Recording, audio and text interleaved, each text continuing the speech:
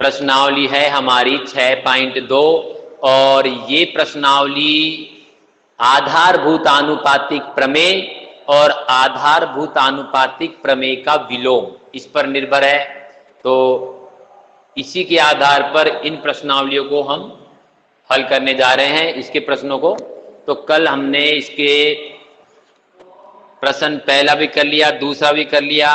आज हम बात करेंगे प्रश्न नंबर 3 की। और मैं आपको बता देना चाहता हूं, प्रश्न नंबर 3, 4, 5 जितने भी प्रश्न है ना इस प्रश्नावली में, आधारभूत आनुपातिक प्रमेय और आधारभूत आनुपातिक प्रमेय का विलोम इस पर है। इसी से संबंधित हमारे पास इसमें प्रश्न पूछे जा रहे हैं। तो मैं आपको इसी का तीसरा जो प्रश्न है ये देखते हैं एक बार। तीसरे प्रश्न में हमारे पास दिया हुआ है आकृति 6.18, एक चित्र बना हुआ है हमारे पास। इस प्रश्न में एक चित्र बना हुआ है। पहले मैं एक चित्र बना देता हूं, जैसा पुस्तक में आपके बना हुआ है ऐसा एक चित्र मैं बनाता हूं, आप ध्यान से देखें। और आपको भी अपनी नोटबुक में बिल्कुल सफाई से स्केल और रूल का प्रयोग करते हुए चित्र बनाओगे। तो यहाँ पे एक चित्र बना हुआ है, उसको मैं यहाँ बना रहा हूं।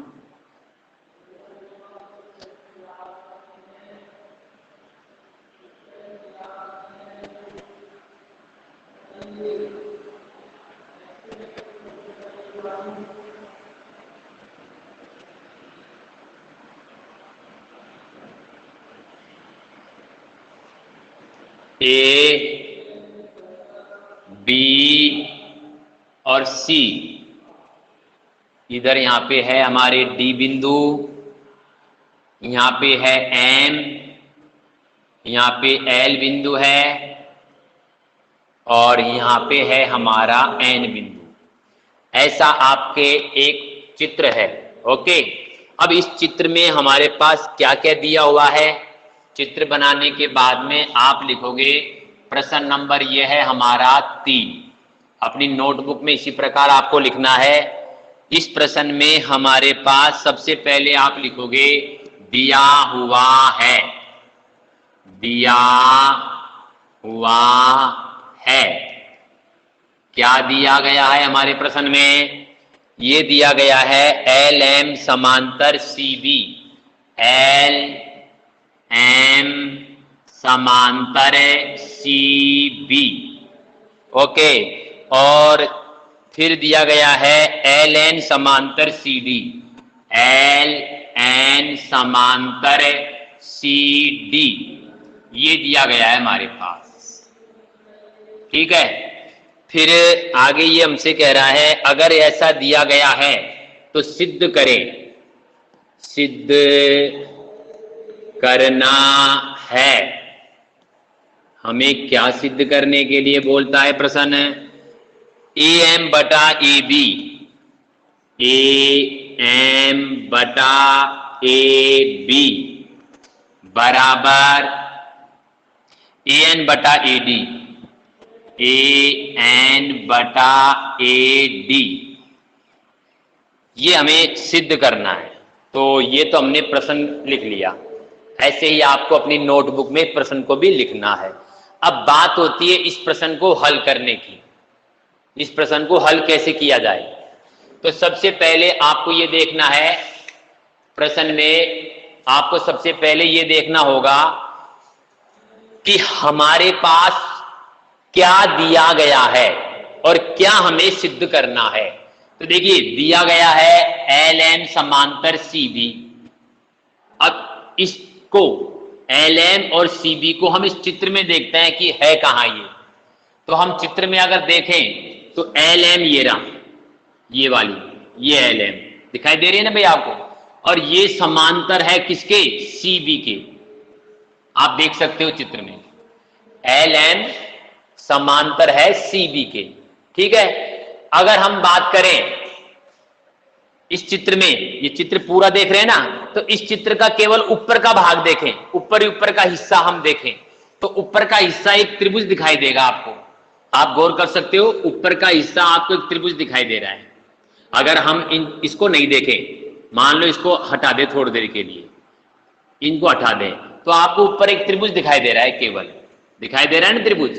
तो ये जो हमारा त्रिभुज है, इस त्रिभुज का नाम क्या है पहले ये देखिए आप।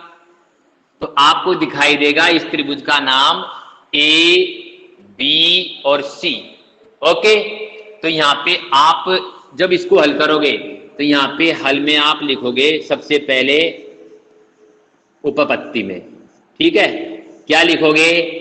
हम इस त्रिभुज में लेते हैं ए बी सी, त्रिभुज ए बी सी में, इस त्रिभुज की हम बात कर रहे हैं, त्रिभुज ए बी सी में।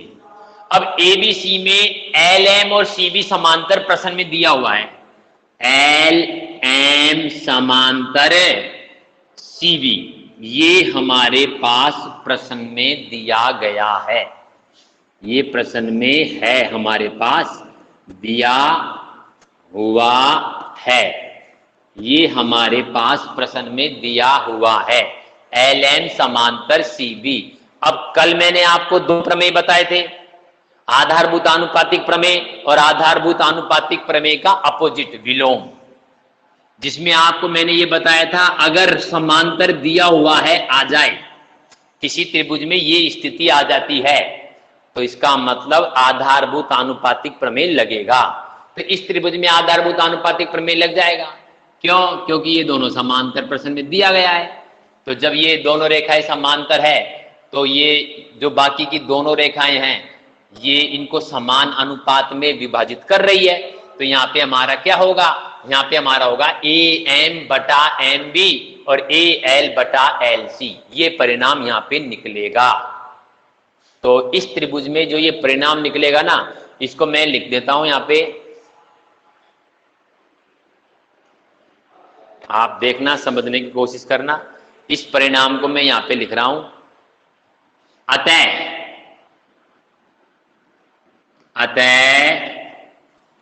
ये दिया हुआ है ना भाई, ये दिया हुआ है, ये दिया हुआ है, इसकी वजह से एक परिणाम निकलेगा। तो परिणाम क्या निकलेगा मैं आपको बता देता हूं, एक बार अच्छी तरह देखना है आपको। परिणाम निकलेगा हमारा ए एम बटे एम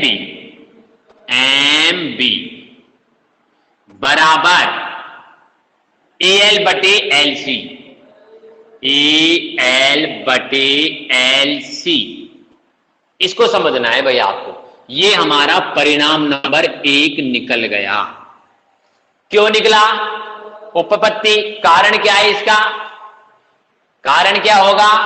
कारण इसका ये होगा थेल्स प्रमेय से, थेल्स प्रमेय से, थेल्स प्रमेय से। थेल्स प्रमेय को आधारभूत आनुपातिक प्रमेय भी तो कहते हैं, तो आप यहां पे आधारभूत आनुपातिक प्रमेय भी लिख सकते हो। तो ये हमने पहला परिणाम निकाल लिया। एक बार वापस देख लो, क्योंकि आगे आने वाले सारे प्रश्न, आगे आने वाले जितने भी इस प्रश्नावली के प्रश्न है ना, वो इसी पर निर्भर है, या तो आधारभूत आनुपातिक प्रमेय पर या आधारभूत आनुपातिक प्रमेय के अपोजिट विलोम पर।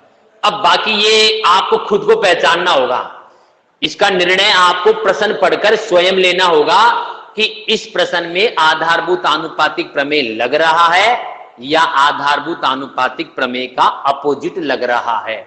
और ये चीजें मैंने आपको पिछले 2-3 दिनों से पढ़ा रहा हूं, आप पिछले वीडियो को ध्यान से देख सकते हो, आपकी अच्छी तरह समझ में आएगी बातें। वापस समझ लो इसको, एक बार मैं रिपीट कर देता हूं, ध्यान से देख ले सभी विद्यार्थी। ये प्रश्न में हमारे पास एक चित्र दिया गया है, एक बार जरा बिल्कुल सावधानी से बैठ के समझिए मेरी बात को। दिया हुआ है हमारे पास, ये चित्र प्रश्न में दिया हुआ है, आपकी पुस्तक में देख लेना, प्रश्न संख्या 3 है जिसमें ये चित्र आपको दिखाई देगा आपकी पुस्तक में। ओके, अब इस प्रश्न में हमारे पास क्या क्या दिया गया है? नंबर 1, एल एम समांतर सी बी। इस चित्र में एल एम रेखा और सी बी रेखा समांतर है और एल एन और सी डी रेखा भी समांतर है। बस ये 2 चीज हमारे पास दी गई है। और हमसे ये कहा गया है अगर ये है, अगर इस चित्र में ये है तो आपको ये सिद्ध करना है। क्या सिद्ध करना है?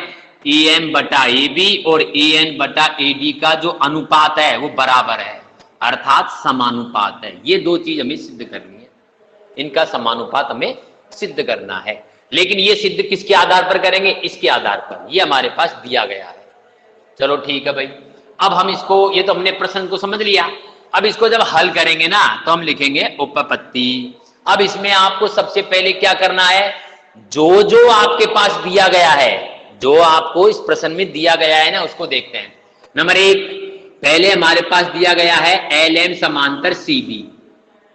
ओके, अब आप चित्र में जाइए, चित्र में ढूंढो इसको कि LM कहां है और CB कहां है। तो चित्र में हम देखते हैं, चित्र महत्वपूर्ण है। LM ये री और CB ये री, जहां मैंने ये कट लगाया ना, चिन्ह लगाया, ये री LM और CB समांतर है। तो ये LM और CB हम इस चित्र में, पूरे चित्र में देखते हैं तो ये ऊपर वाले हिस्से में आ रही है, नीचे वाले हिस्से में आ रही है। आप कहोगे सर ऊपर वाले हिस्से में आ रही है, तो हम केवल ऊपर वाले हिस्से को ही देखेंगे, नीचे वाले हिस्से को नगण्य कर दो, उसको देखो ही मत अभी। तो ऊपर वाला हिस्सा हमें एक त्रिभुज दिखाई दे रहा है जिसका नाम है ABC। बोलो है ना भाई? तो यही चीज हमने यहां पे लिखी है, त्रिभुज ABC में ये चीज है, त्रिभुज ABC में LM समांतर CB दिया गया है। बराबर बात समझ में आ गई? अब आधारभूत आनुपातिक प्रमेय लगेगा। अगर किसी त्रिभुज में एक भुजा के समांतर कोई रेखा खींची जाती है तो वो बाकी अन्य दोनों भुजाओं को समान अनुपात में विभाजित करती है। इसलिए हम यहाँ पे जो ये दोनों भुजाएं विभाजित हो रही है ना, AM बटा MB और AL बटा LC यहां पे लिख देंगे, ये समान अनुपात है। क्यों है? इसका कारण क्या है? इसका कारण है थेल्स प्रमेय, आधारभूत आनुपातिक प्रमेय। आधारभूत आनुपातिक प्रमेय की वजह से ऐसा हो रहा है।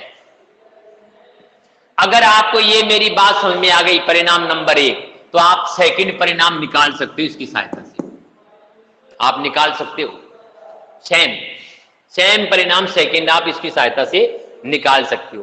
कैसे निकालोगे मैं आपको समझाने की कोशिश करता हूं। अब सेकंड चीज हमारे पास क्या दी गई है, सेकंड स्थिति क्या दी गई है? सेकंड स्थिति हमारे पास दी गई है LN समांतर CD। जैसे हमने ऊपर देखा था ना, वैसे हम नीचे देख रहे हैं LN समांतर CD। अब आप चित्र में आइए, इसको चित्र में ढूंढना होगा हमें कि LN और CD है कहां। तो हम देखते हैं कि LN ये रहा और CD ये रहा। बोलो भाई है ना, LN ये रहा और CD है ना, दिखाई दे रहा है? अच्छा, ये इस चित्र में ऊपर वाले हिस्से में है या नीचे वाले हिस्से में? नीचे वाले हिस्से में है। तो नीचे वाला हिस्सा भी आपको एक त्रिभुज दिखाई दे रहा होगा, देख लीजिए आप, एक त्रिभुज है और इस त्रिभुज का नाम क्या है? A, D और C। तो आप यहां पे लिखोगे त्रिभुज ADC में, त्रिभुज ADC में क्या है? इसमें ये दिया गया है LN समांतर CD, LN समांतर CD, ये हमारे पास दिया गया है, दिया गया है या दिया हुआ है? दिया गया है लिख दो या दिया हुआ है लिख दो, एक ही बात है, कोई फर्क नहीं पड़ेगा इसमें आपके शब्दों में। ठीक है, अब भाई साहब जब ये दिया गया है तो परिणाम क्या निकलेगा? जो अपन ने ऊपर निकाला वही निकलेगा। क्या निकलेगा बताइए? AL बटे LC, AL बटे LC और AN बटे ND निकलेगा। तो आप यहां पे लिख दोगे जब ये दिया गया है अतः परिणाम निकलेगा हमारे पास AL बटा LC, AL बटा LC बराबर बराबर बराबर बराबर क्या होगा बताइए आप? बराबर हमारा हो जाएगा AN बटा ND, AN बटा ND, और ये होगा आपका परिणाम नंबर 2। और इसका कारण क्या है भाई? थेल्स प्रमेय। इसका कारण भी यही रहेगा भाई, थेल्स प्रमेय की वजह से ऐसा हो रहा है, ये परिणाम निकल रहा है थेल्स प्रमेय से। ये लीजिए भाई, आप आपके सामने दो परिणाम आ गए। अगर आप टेक्निकल चीज समझोगे, इसकी तकनीकी समझोगे, तो ये प्रश्न आपको ज्यादा परेशान नहीं करेगा। ये आपको शुरू में प्रश्न पढ़ने के बाद में आपको परेशानी हो सकती है, लेकिन अगर आप ढंग से पढ़ लोगे ना, परिणामों को ढंग से निकाल लोगे, तो ये प्रश्न आपको ज्यादा परेशान कर ही नहीं सकता। नो, कर ही नहीं सकता। अब यहां पे एक बार आप समझ लो सभी विद्यार्थी, मैं थोड़ा नजदीक से कैमरा ले जाता हूं ताकि सभी विद्यार्थियों को कोई असुविधा नहीं हो। आप देख सकते हो यहां पे त्रिभुज एडीसी में एल समांतर सीडी हमारे पास दिया हुआ है। तो हमारे पास जब इस चित्र में देखते हैं त्रिभुज एडीसी में ये दोनों रेखा समांतर है, बोलो है कि नहीं? ये दोनों रेखा समांतर है ना, एक तो ये वाली, ये, और एक ये समांतर है। तो जब ये दोनों रेखा समांतर है तो किसी त्रिभुज में ऐसा हो जाता है तो दोनों रेखाएं समान अनुपात में विभाजित होगी, यानी ए एल बटा एल सी हमने लिख दिया, ए एल बटा एल सी और ए एन बटा ए डी, ए एन बटा ए डी। कारण है थेल्स प्रमेय। थेल्स प्रमेय यानी आधारभूत आनुपातिक प्रमेय। थेल्स प्रमेय का मतलब क्या हो गया? आधारभूत आनुपातिक प्रमेय। अब आपके पास दो परिणाम आ चुके हैं। पहला परिणाम आपका ये रहा, दूसरा परिणाम आपका ये रहा, और आपको सिद्ध करना है ये। ओके, अब दो परिणाम हमने निकाल लिए। अब इन दोनों परिणामों को हम आधार बनाएंगे। तो एक बार मैं वापस कैमरा सही सेट कर देता हूं ताकि आपको बिल्कुल दिक्कत नहीं आए, देखने वाले भैया बहनों को।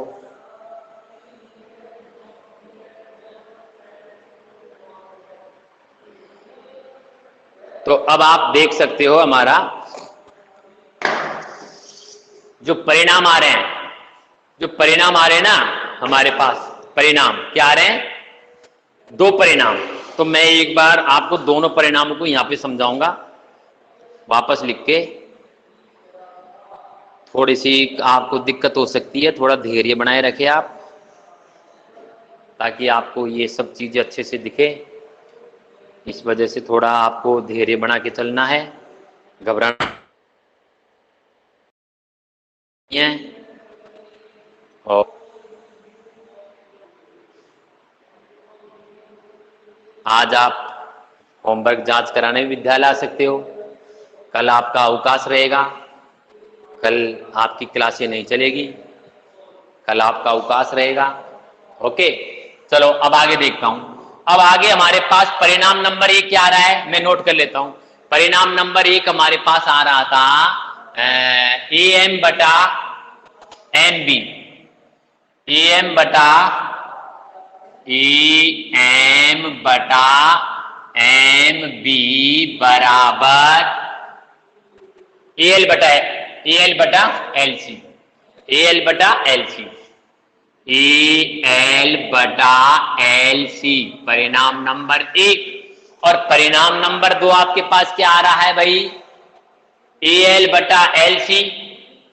परिणाम नंबर 2 क्या आ रहा है? ए एल बटा एल सी, ए एल बटा एल सी बराबर और ए एन बटा एन डी, ए एन बटा एन डी।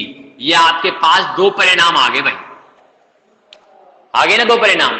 अब आप गौर करिए इन दोनों परिणामों पे, आप गौर करो इन दोनों परिणामों पे, बार बार इन परिणामों का निरीक्षण करो, बार बार इन परिणामों का निरीक्षण करो। आपको कुछ न कुछ ऐसा दिखाई देगा, कोई अनुपात ऐसा भी होगा जो कॉमन है। कॉमन कौन सा अनुपात है इनमें? A L L C common है ना, तो ये हट जाएगा और बराबर कौन हो जाएगा? ये दोनों बराबर हो जाएंगे। तो यहां पे आप लिखोगे परिणाम नंबर 1 और परिणाम नंबर 2 से हमारे पास क्या बराबर आ गया? ए एम बटा एम बी, ए एम बटा एम बी बराबर ए एम बटा एम बी बराबर ए एन बटा एन डी, ए एन बटा एन डी। ये सिद्ध हो गया। ये क्या हो गया? सिद्ध हो गया। जबकि सिद्ध क्या करना था हमें, है? ये हमने सिद्ध किया। ये हमने क्या किया? सिद्ध किया। ये हमने सिद्ध कर दिया। जबकि सिद्ध क्या करना है? सिद्ध तो हमें क्या करना था? ये थोड़ी सिद्ध करना था। आप देखो सिद्ध में A N A B, A N A B, A N A D, ये नीचे वाले नहीं मिल रहे हैं। आप गौर करो।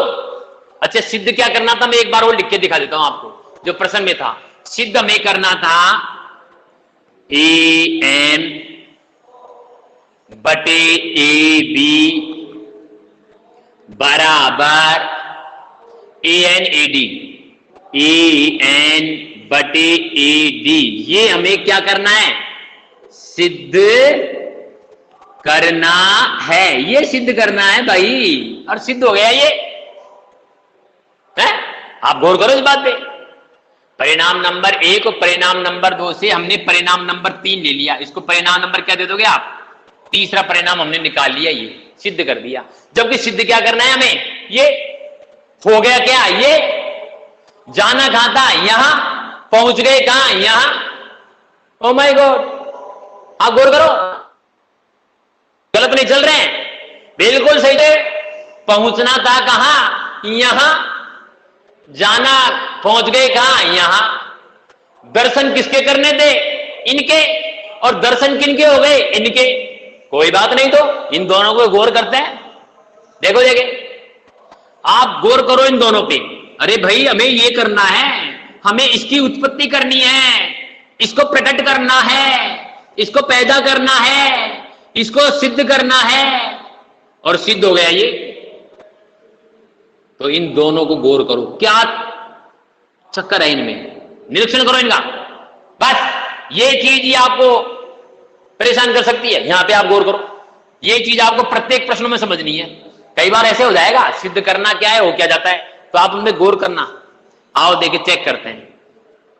फिर आप क्या सोचोगे? अच्छा, ये सिद्ध करना था। ओहो, एम एम, उरे एम तो आ गया, थोड़ा थोड़ा दिख रहा है। उरे एन भी आ गया। यानी ऊपर ऊपर का तो हिस्सा दिखाई दे रहा है, लेकिन नीचे के हिस्से अलग आ गए। आप गौर करो, जो हम सिद्ध करने जा रहे हैं और जो हमने सिद्ध कर दिया, उनमें अंतर क्या है? अंतर यही है कि इनके अंश तो समान है। यानी अंश तो हमने क्या कर दिए? सिद्ध कर दिए। अंश जो ए एम और एन, ए एम और एन, लेकिन हर जो है वो अलग है। तो इसका मतलब आधा मामला हो गया हमारा सही, यानी आधा काम हमने सही कर दिया। जो हम सिद्ध करने जा रहे थे उसमें आधा कर दिया। अब पूरा कब हो? पूरा जब हो जब ये ए बी हट जाए और ए बी की जगह क्या जाए? एम बी, और ए डी हट जाए और ए डी की जगह क्या जाए? N D. लेकिन हटाए कैसे भाई? नियम अनुसार हटाएंगे, नियम बताओ। ऐसे कोई अपना मन मर्जी थोड़ी चलेगा, हटा के लिख देंगे। तो इसमें आपको क्या करना पड़ेगा? इसमें आपको चित्र में चलना पड़ेगा, चित्र पे गौर करना होगा। तो मैं कैमरा चित्र की ओर घुमाता हूं, और मैंने कैमरा चित्र की ओर घुमा दिया। अब चित्र को देखिए आप। चित्र में हम देखते हैं कि एन बी और ए बी कहां है? देखो आप चित्र में ए बी देख लो, एन बी की जगह ए बी आ रहा है ना, ए बी ये रहा, और ए डी कहां है? ए डी ये रहा। ओके, देख लिया। तो हम देखते हैं कि ए जो हमारा एम बी की जगह ए बी आ रहा है ना, एम बी की जगह हमें क्या लाना है? A B. तो चित्र में हम देखते हैं कि एम बी जो है ना आपका, चित्र में देखो एम बी, ये एम बी तो टुकड़ा है, एम बी तो क्या है? टुकड़ा, और ए बी क्या है? पूरा। भाई ए एन क्या है? टुकड़ा, एन बी क्या है? टुकड़ा। किसके टुकड़े हैं ये टुकड़े हैं किसके? ए बी के। तो हमें ए बी लाना है। मतलब ये कि हमें इस टुकड़े को हटा के पूरा भाग लाना है, पूरा भाग। ठीक है, ऐसे ही यहां पे है, ऐसे इसमें देख लो। इसमें आपका क्या है? AD, ND. एनडी और एडी में क्या अंतर है? चित्र में देखते हैं। एनडी और एडी में हम देखते हैं कि एक टुकड़ा है और एक भाग है पूरा। ठीक है, तो ये यहां पे आपको समझना है। इस वीडियो को आप बार बार देखना, इस वीडियो को आपको बार बार देखना है, रिकॉर्डिंग चल रही है, ताकि आपको अच्छे समझ में आ जाए ये बड़ी चीजें। अब देखिए, इसका मतलब हमें जो सिद्ध करना है ना, उसमें क्या करना है, इस टुकड़े को हटाकर पूरा भाग लाना है। अब देखो, गणित में जो पूरा भाग होता है ना, क्या गणित में पूर्ण भाग को क्या कहते हैं? गणित में पूर्ण भाग को एक कहते हैं, एक यानी पूरा भाग। जैसे आपसे मैं कहूं आधे को क्या कहते हैं? 1/2। तो एक क्या है ये? एक क्या है? एक का मतलब होता है पूरा भाग, पूरा हिस्सा, उसका बटा 2 कर दिया हमने। तो यहां पे आपको क्या करना है, हमें जो सिद्ध करना है उसमें am को तो रखेंगे, am को गायब थोड़ी करेंगे, am तो रहेगा, लेकिन mb को हम क्या करेंगे? हटाएंगे। तो जिसे हटाना है उसको ऊपर रख दो। यहां पे आप लिख दोगे परिणाम नंबर 3 से ये am बटा mb है ना, तो mb को ऊपर ले जाओ, mb बटे am बराबर, इसको भी कैसे कर लो, nd बटे en, ऐसा कर लो। अब आप कहोगे सर ऐसा क्यों किया? ऐसा करने से कोई फर्क नहीं पड़ेगा भाई, ये उल्टा हुआ तो ये भी उल्टा हुआ, बराबर रहेंगे। पर आप कहोगे सर ऐसा क्यों किया, इसकी आवश्यकता क्यों पड़ी? तो आवश्यकता इसलिए पड़ी कि जो अब हम जो सिद्ध कर रहे हैं ना, उसमें हमारा हटाना किसको है? इन दोनों में से एमबी को, इनमें से किसको हटाना है? एनडी को। तो जिन्हें हटाना है उन्हें ऊपर लाते हैं, और जिन्हें नहीं हटाना है उनको नीचे सेफ रख लेते हैं, ऐसा कर लिया जाता है। अब ये हटेंगे नहीं, ऊपर वाले हट जाएंगे। अब इनको पूर्ण भाग बनाएंगे, ऊपर वालों को क्या बनाएंगे? पूर्ण भाग। एमबी को पूर्ण भाग है एबी, एमबी का पूरा भाग क्या है? एबी। तो पूर्ण भाग बनाने के लिए एक जोड़ा जाता है, दोनों पक्षों में एक जोड़ दीजिए। आप यहां पे लिखोगे दोनों पक्षों में एक जोड़ने पर,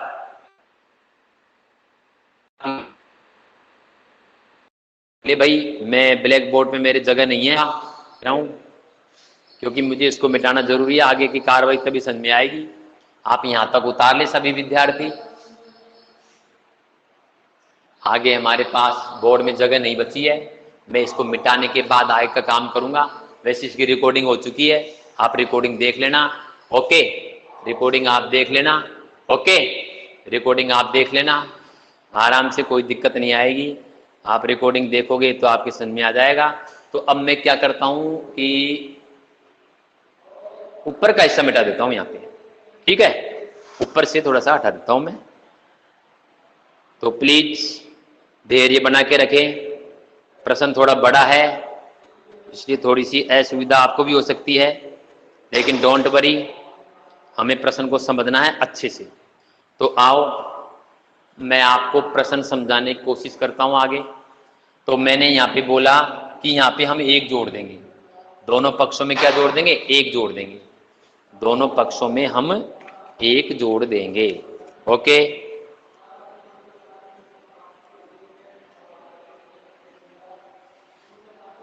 तो दोनों पक्षों में एक हम कैसे जोड़ेंगे? देखिए इधर ध्यान से, मैं ऊपर कर देता हूं यहां पे।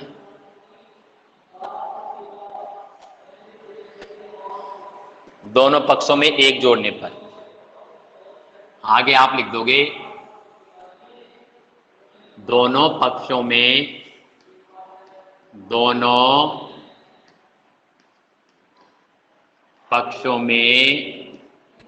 एक जोड़ने पर, ताकि पूर्ण भाग की प्राप्ति हो जाए हमें, ठीक है? तो एम बी बटे एन, इसमें हम +1 कर देंगे, बराबर इसी प्रकार एन डी बटे एन, इसमें भी हम +1 कर देंगे। एक क्यों किया जा रहा है? पूर्ण भाग बनाने के लिए। अब इसे अगर हम जोड़ें तो इसका लघुत्तम क्या आएगा? एन। इसका लघुत्तम क्या आएगा हमारे पास? एन। एन से एम कट जाएगा, बचा क्या? M B plus A M एकम ए एन बराबर इसका लघुत्तम क्या आएगा ए एन से ए एन गया, बचा क्या N D plus A N Ekam A N. Okay, अब आपको क्या करना है, ये काम कंप्लीट। अब आपको क्या करना है, चित्र में चलना है। एन बी और ए एन को जोड़ो चित्र में जोड़िए। चित्र में देखिए एक बार प्लीज, चित्र में देखिए एक बार, देखिए चित्र में किसको जोड़ना है, एन बी और ए एम को।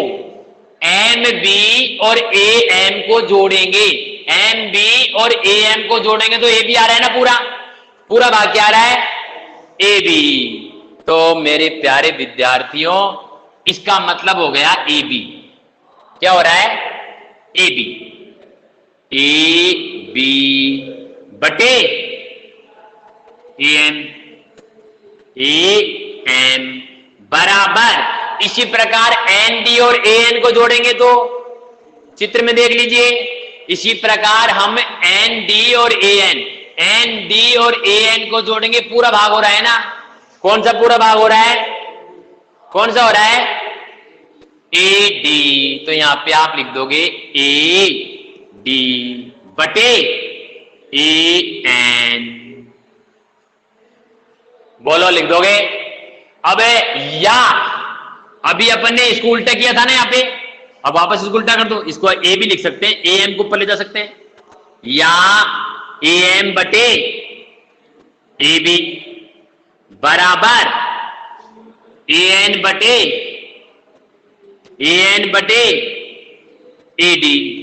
तो भाई ये तो सिद्ध हो रहा है, ये तो सिद्ध करना था हमें और ये सिद्ध हो गया। तो यहां पे आप लिख दोगे इति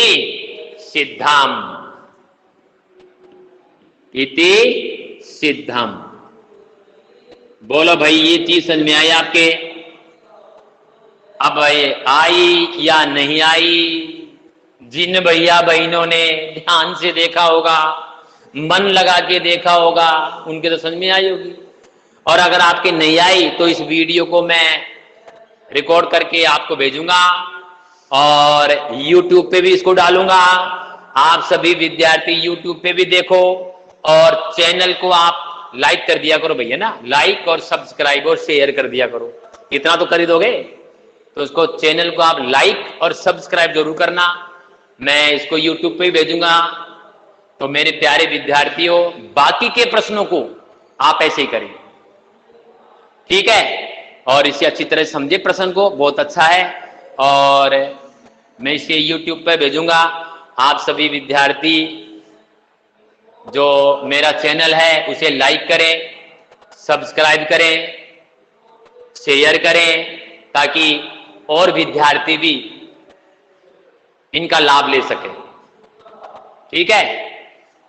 तो ऐसा करने से आपको भी फायदा होगा। ओके, तो इसे आप उतार लें।